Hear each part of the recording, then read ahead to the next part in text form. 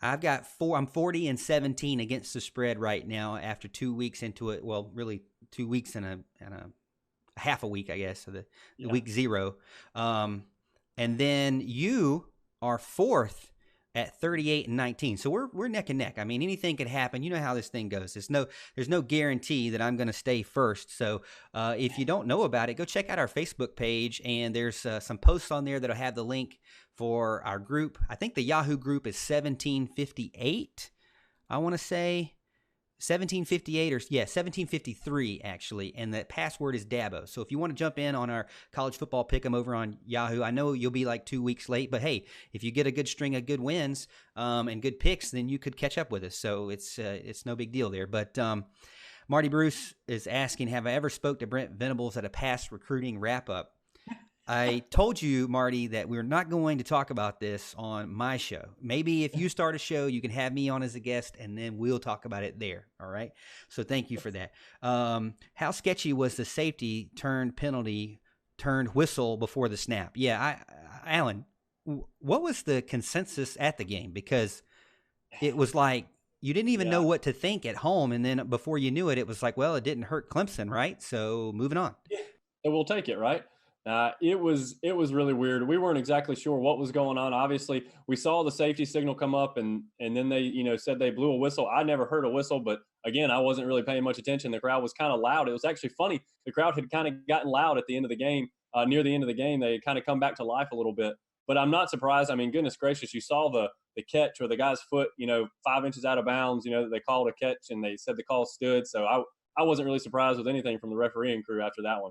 Well, especially after the one where Kellen Mond jumps to throw the ball, and Kayvon Wallace is just doing a regular tackle, but because he jumped, Yeah.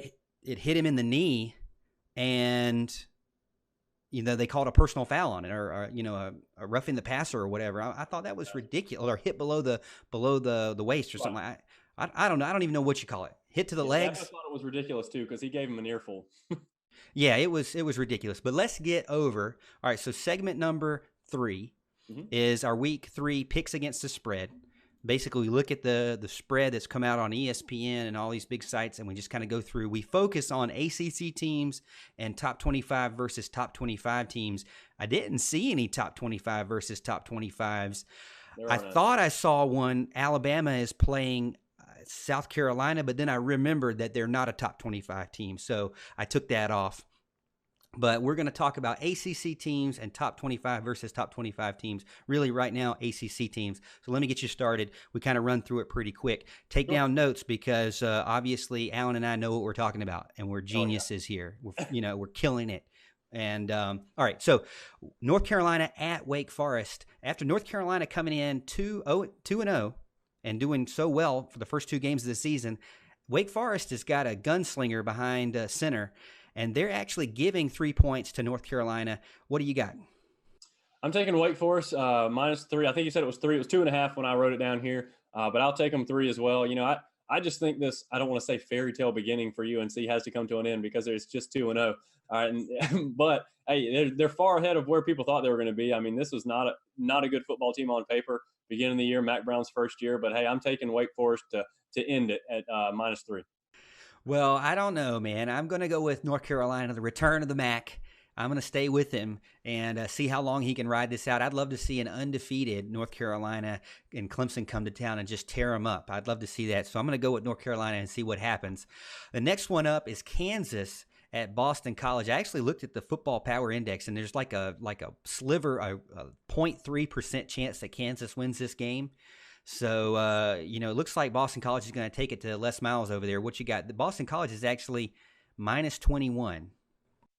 Yeah, so the lines moved down. Okay, it was 21.5 when I had this. I was taking Boston College anyways. I'm going to take them now, minus the 21. Yeah, I think they're going to be able to run all over Kansas. Kansas has been a bad team for a long time, and I think Boston College has actually looked pretty decent this year.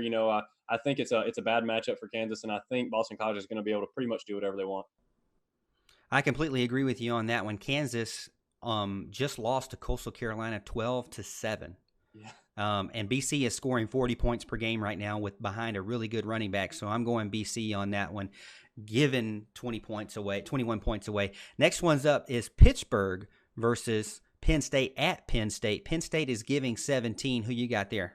I have Penn State since they're at home. I was thinking about taking Pittsburgh. I actually had Pittsburgh marked, and then I realized now Penn State's at home. I think they're just going to kind of rout Pittsburgh. I don't think Pittsburgh's a very good team. It's their first road game as well, so I think it's going to get kind of ugly with a good Penn State team.